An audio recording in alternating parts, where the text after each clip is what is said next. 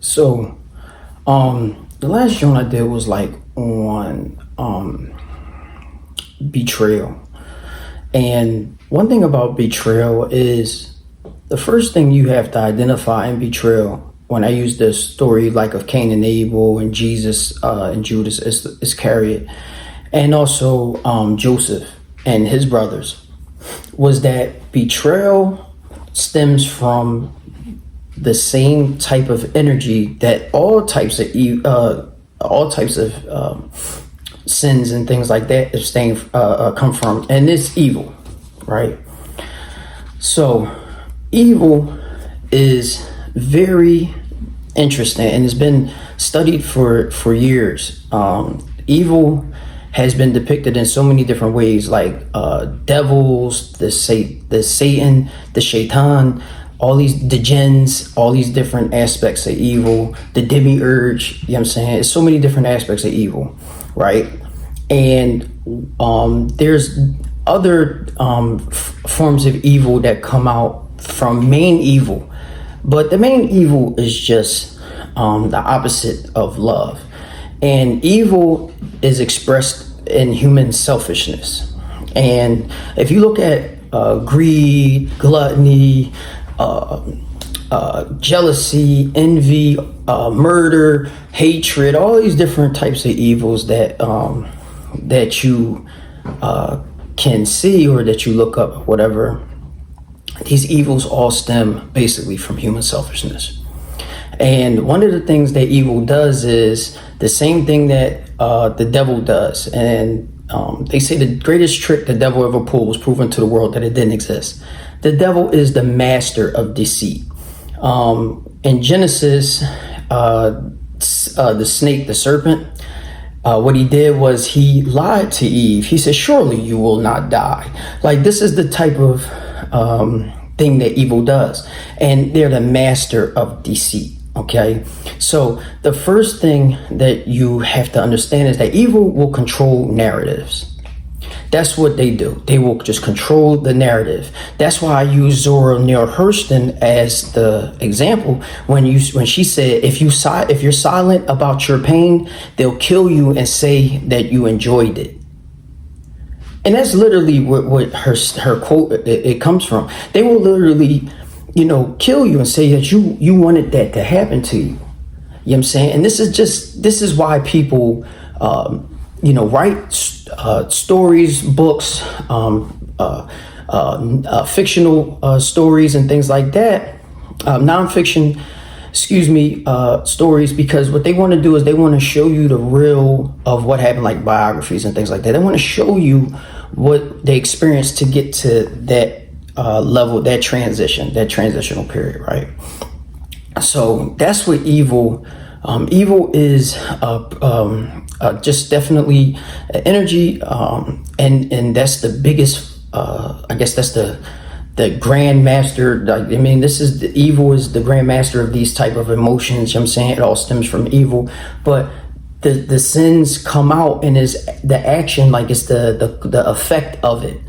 The cause is the evil, the effect is what you see with the 7 deadly sins or human selfishness, right?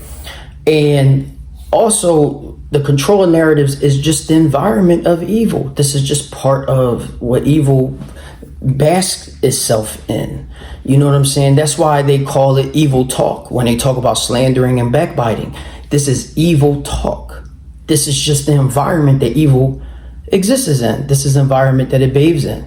When you see people, gossiping and things like that, this is the environment of evil. You know that evil is going to come in and manifest itself in that conversation because this is the environment that it's in. Now, one thing that evil loves is power, right? Evil needs power. It needs this. It needs something to use as a vessel to express itself because it wants nothing but destruction. That's what evil wants. And we're not just talking about destruction as in like a simple building or something. Evil would destroy whole systems. Evil will destroy whole systems, and it will replace good systems like marriage or religion or any other system that actually is good, social systems, even in politics or business and things like that, the social systems of like welfare, things like that. And what it will do is it will destroy that and come in and replace it with something completely evil. So that's what you see. It's the same thing. What happened? Slavery was an evil system. What happened? Slavery was destroyed, and what came in its place? Another evil system, the 13th Amendment. This is exactly this in imprisonment. This is what happens when people do not eliminate the root cause of evil. And this is how bad it is now. I understood why Jesus told Peter to put his sword, to sheath his sword.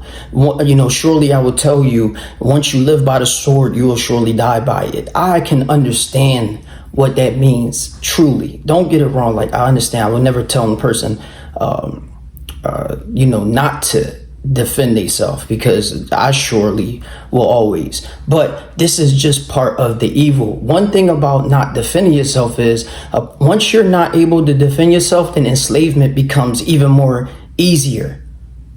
And that's the sad part, because you're going to see what I mean by it in certain videos that I'm going to put up here, is that you're going to see what happens when you have no ability to defend yourself. All right. So another thing, evil takes form in different people. Like, they'll say, like, why are they always pushing the narrative of terrorists online, like, or on the news? They're like, terrorists, he's a terrorist and stuff like that. And mostly everybody, when they think of terrorists, they automatically depict a Muslim, right? They're thinking, okay, this is an Arab, this is a Muslim, whatever. But when we see what we're beginning to see, and what we're seeing a lot of the protests with Palestine and all that stuff, is what we're beginning to see is that you're starting to see evil being able to take different shapes and different forms. Now we're starting to see Jewish terrorists, and what I'm going to show you in the video is that there's no such thing as Jewish, Muslim, the terrorists, things like that. Even white supremacy type of terrorists, whatever you want to call them, or black nationalist type of terrorists. There's no such thing. It's just evil. It just is what it is. This is evil, yo. And this is, and it took for me to be enlightened, for me to see it. This is just evil. You know what I'm saying? We need to be able to combat evil. You have to be able to combat it, yo. And the first thing you have to do is combat it within yourself, and then you can combat it outside yourself. You know what I'm saying? And most people don't know how to combat it within themselves because they can't identify it. You know what I'm saying? Or they're not strong enough to identify it, or they don't want to. Like, they're shying away from it because they don't want to do the work, the hard work. All right. Now, when you become an enlightened person, when you reach the degree of enlightenment, like once you surrender yourself to understanding, like, yo, like, I was tripping, right? Once you get to that level, you're going to get to a phase of like the allegory of the cave. Now, I don't know if anybody's ever read Plato's Allegory of the Cave, but the person that woke up or walked out of the cave, he was watching like a bunch of shapes on the wall. Him and like other people, like 4 other people, they were watching shapes on the wall, right? And they called them figures, like symbols or whatever. And one day he woke up and left out the cage and realized there was a whole world outside the cave. He like, yo, so he runs back in the cave to tell people like, yo, what you looking at is fake stuff. Then the last one I gave, the last video I gave was on illusions, the world being a world of illusions. So you saying, yo, this world is fake. There's a real world outside, right? You run back in there, you want to save the people you love, right? You want to save these people. They're looking at a world that is fake. So you want to come save the people, like the Matrix, like Neo in the Matrix. He wants to come save them, like what Morpheus did to Neo. And what happens is people don't want to be saved. So they're comfortable with looking at the shapes on the wall. That's why they say ignorance is bliss, because ignorance really is bliss.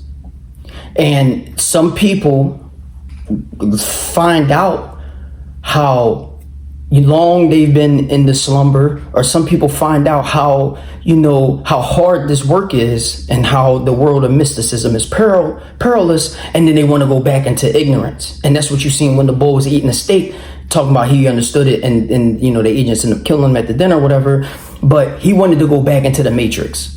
He just didn't want it. He was like, like he didn't want nothing. He didn't want to deal with nothing. You know what I'm saying? Because it's very strong. And anybody that's ever taken like hallucinogens or something like that, they'll tell you that this is a, once you wake up out of the matrix, and that's kind of what happens when you see the evil. You're starting to like really wake up. And that's what, when we see all of our great thinkers like Dr. Martin Luther King, he actually talked about that. And I'm gonna elaborate on Dr. Martin Luther King, right? Because people, when you like the allegory to play like cave like Plato, people want to wake up the people that they love. You know what I'm saying? Like, like you gotta wake up, because we're being suckered in. We are being suckered in. And what Dr. Martin Luther King said, he said, as a nations and individuals, we are interdependent. We can't have peace on the earth until we recognize the basic fact that we're interrelated. You know what I'm saying? And like in his quote, as nations and individuals, we are interdependent. That's why he said, one justice anywhere is an injustice everywhere. This is what people have failed to realize. Like what happens is like the seesaw, right? So you got the left now feel like they're in power, so they're going to try to push their agenda. So you have years of people who were either marginalized, like LGBTQ or African Americans and things like that, right? So we've been marginalized forever, right? So what's the first thing you want to do? You want to oppress now the other person. No, no, we're not going to do that. You see that with the Jews. The Jews were holocausted, and now they want to oppress the Palestinians. No, this is madness. This is insanity. That's what we see. We literally see this type of behavior. This is insane, and all it is just evil manifesting itself in somebody else. This is insanity. This is complete insanity, yo. And it happened to me. And I knew it. When I seen it, I was like, yo, this is crazy. And the sad part is it was over a lie. And this is how you know that I'm so happy it happened, because it woke me up. I had to experience what it felt like, you know what I'm saying, to be oppressed and be innocently accused and stuff like that. And this is what Jesus literally went through. And we're talking about, people that will go through the extent of doing anything. They'll get liars to back their story up. They'll have fake evidence. They'll do anything to back this up. What they won't do is put it on the table.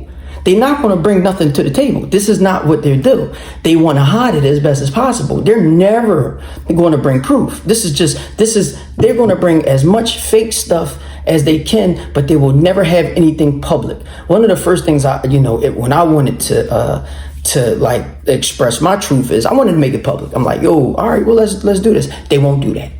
See, this is where they're not going to do that. This is just something how you know when somebody is hiding something. The same thing with like the negotiation talks and try to end wars and stuff like that. If you're not going to have public negotiations and we're not going to have public discussions of this stuff, then they're hiding something. So who's the one hiding? You have to be able to recognize that. You know what I'm saying? You have to be able to recognize the evil, and the evil will never. They will never discuss these things in the open because this is the evil. This is what is evil. I mean, here, I'll give you an example. When you see God, right? When you have a relationship with God, and you actually truly have taqwallah, when you actually truly fear God, right? That's what that means. The fear, the reverence of God. When you do that, you understand that God can see you. He can see you. He's watching you do it.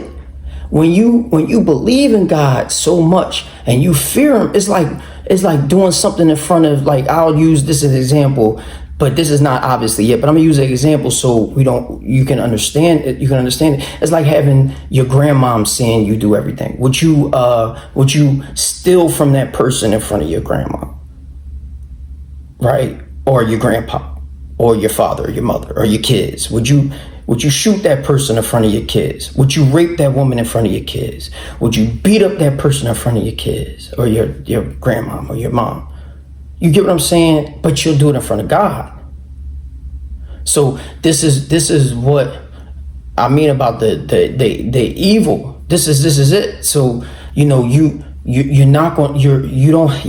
missing the concept. I mean, you people have to be woken up. They're seeing the illusions. They're seeing the figments on the cave on the wall, but they don't know. They're not being woken up yet. They're still stuck on their own stuff. They're stuck on wanting to do evil to everybody else. They're stuck on showing you that now they have the power, and now they're going to show you what evil is. And to me, it could be, it could be just to me, but it doesn't matter. At the end of the day, this is just evil manifesting itself in somebody else. So we're all interconnected. When you are doing that evil to a person, like when my rights were suppressed, when my rights was thrown away, what happens is other people's rights are going to be the same way. They're going to be thrown away. You see what I'm saying? This is what happens and then the first thing a person does is they want revenge, right? When 9/11 happened, people were running to join the military because they wanted revenge, right? So this is the evil coming and manifesting itself and having the snowball effect. Now we just have full-blown evil. So there's no difference between the left extreme and the right extreme, for real. There's no difference. We have no difference. I see no difference. I don't see any difference between Donald Trump and Kamala Harris. All I see is two evils. That's all I see. We really have two evils manifesting themselves into this reality. So, what's the difference between, the evil that a white person would do than the evil that a black person would do? Evil don't have no race. Evil is evil. It just is what it is. This is just what it is. And we're interconnected.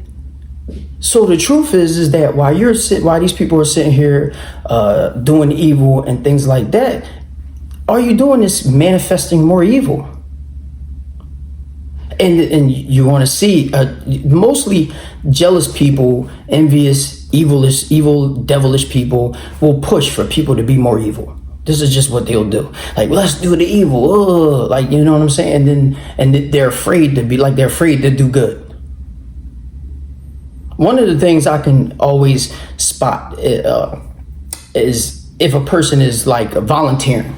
Are you volunteering your time to help somebody out? Most people aren't. They're not going to do it. Most people can't because they're working 50 jobs just to pay the bills. And I understand that. But are you contributing to the destruction, or are you trying to build?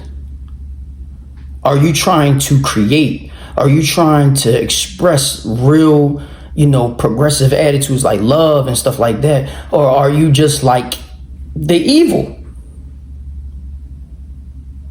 And that's what you see. And you see a lot of that now with polarization. There's no difference. There's no difference. It's just evil. And one of the things that this astronaut Ron Gorin said was, he said that we can't have peace on Earth until we recognize the basic fact of the interrelated structure of all reality. And he was saying that is not a theology or a philosophy. This is above theology and philosophy. I don't care if you're Muslim, Christian, Jewish. It doesn't matter. All these things is the same. And I'm not just talking about religion, so don't look at it from that perspective. I'm talking about good is the same everywhere. I don't care who you are. It's the same everywhere. So it's above religion or theology or philosophy. And he said that's a fact. And it's the truth. We're interrelated. And this is a fact. And what happens to one directly affects all of us indirectly. You are seeing the effect of what happens to a society when it's changing order, right? You have the Democrats fighting to keep order. Then they're trying to pass it over to the Republicans. After Obama, they pass it over to the Republicans. The Republicans is fighting to keep order now because they have it. And then the Democrats is fighting to take it back. And guess what we don't have? Order. We don't have order. We don't have nothing of that. We don't have no order. What's happening right now? Who's living a better life? Like, tell me how many people is having a mental health crisis, right? How many people can't pay the bills? How many people is going to go hungry today? All these years on this earth, thousands of years on this earth, and we still can't eradicate something as small as hunger. All these years on this earth, all this technology, and we are having something like global warming. And then we're having some people that are denying global warming, like this is not happening. 20 years ago, my city used to have seasons. Now it's the same temperature all year round. You might have 1 month of very cold temperature, no snow. I don't think we've had snow in 3-4 years. I mean, this is crazy. But no, it's not global. There's no such thing as global warming, right? This is just insane. People will really deny something that's happening to you right in front of your face. Like somebody saying that there's the person on the news talking about there's not racism. What is going or there wasn't slavery. Or something like that. I mean, this is complete insanity. I ain't even mad at Ye for saying that, Kanye. But I what I'm saying is that this is people need time to wake up. And there's too much information out nowadays for people not to wake up. And then people, all they want to do is judge people. So if you're judging, you know what I'm saying, then maybe you should be waking up. Because then if you are sitting there, if you have the power to discriminate and separate and things like that, why are you not having the power to integrate? So you will not be able, I don't know if nobody can understand that, but you will not be able to separate yourself from these people.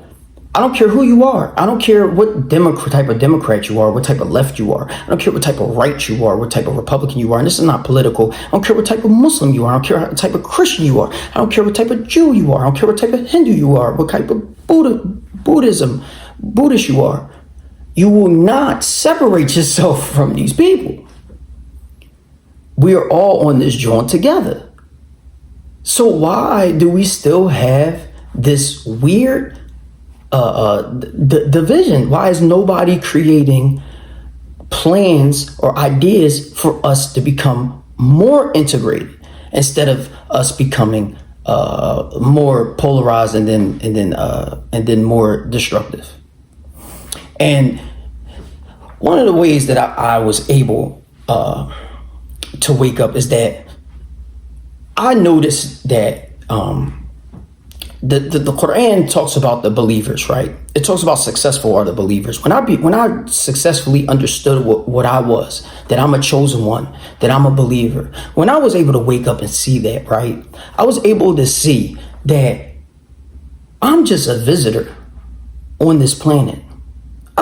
I come in here, I have finite everything. Finite intelligence, finite time, finite everything else. I'm sure everybody else can understand that because they have the same thing. But we're visitors on this planet. But we'll come on this joint and really try to play like we're God, right? So God is infinite. He doesn't have this type of time restraint or power restraint or things like that. But yet, we have everybody on this joint just trying to play God and destroy as much as possible. They leave out situations kicking and screaming. They burn as many bridges as possible. And it's become too egregious for anybody to not try to stop it. And Marcus Aurelius, he made a comment, and I don't know, I don't agree with it harming people, because we have seen people die from sacrifice. But I understood what he was saying. He said, it's the truth that I'm after, and the truth never harmed anyone. What harms us is to persist in self-deceit and ignorance.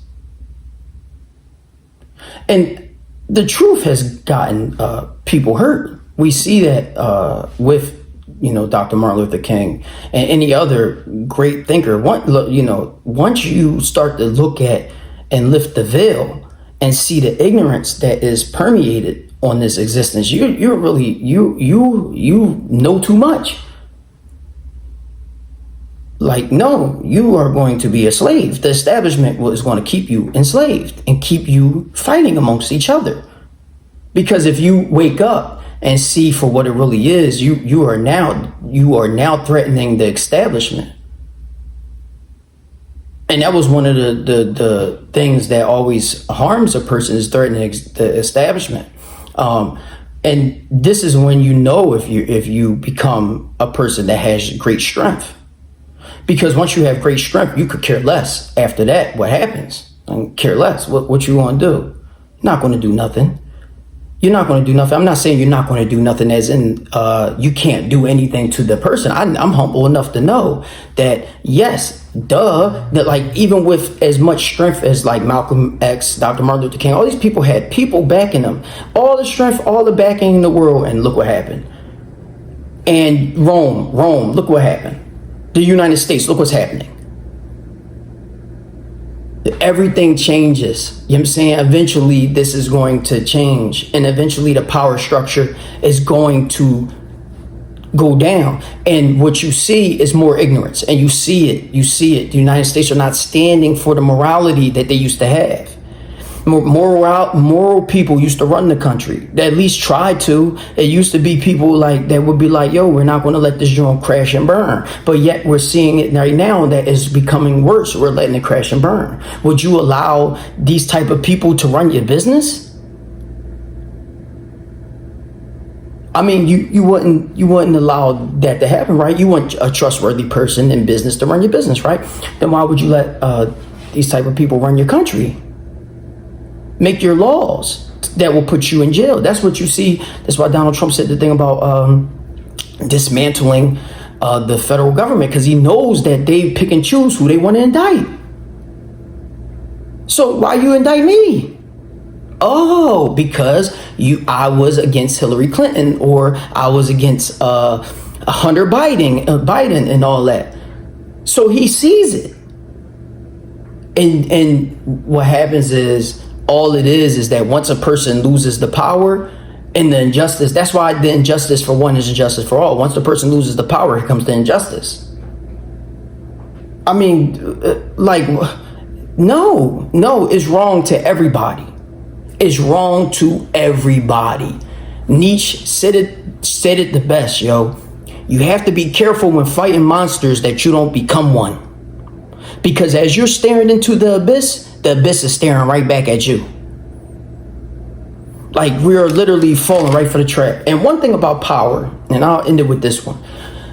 When you're searching for power, that's why I'm very, I'm very like with politics, because I know what it is. Because once you're searching for power corrupts people. It just corrupts them. They don't have no morality after they get to a certain position. They lose it all. You know what I'm saying? And those that seek power are always morally unfit to wield it. And Plato said that. And this is the truth. It doesn't matter who you are. This is the truth. Because the most powerful people, like the story I said of Joseph and things like that, he was like running Egypt at that time. Once his brothers came, and he could have killed his brothers and took revenge on his brothers for trying to kill him. What he was the ruler of Egypt underneath the pharaoh. So he was like second ruler or whatever. And he never seeked the power. It was ordained on him. So that's what happens. Morally upstanding people are never seeking that. And most of the time I see people that carry on with the gossiping and the smear campaigns and the slander and things like that, carry on with the evil. It's the deceit. It's the deceit. You know what I'm saying? It's deceitful. And they will be destroyed by their own deceit. They're going to be destroyed by their own deceit. It's a guarantee. They're going to, the same thing that you see, the same people you see on your way down, you'll see on your way up. So I'm just going to, leave that joint at that. This is what happens when evil. I'm gonna do another one on evil. The narrative was the narrative, the control of narratives. But you want to see, because there's so many, you can really break evil down and you can really show it. You know what I mean? Because we are literally giving the evil back to just a different group, but it's the same thing. It's the same form. So I'm out.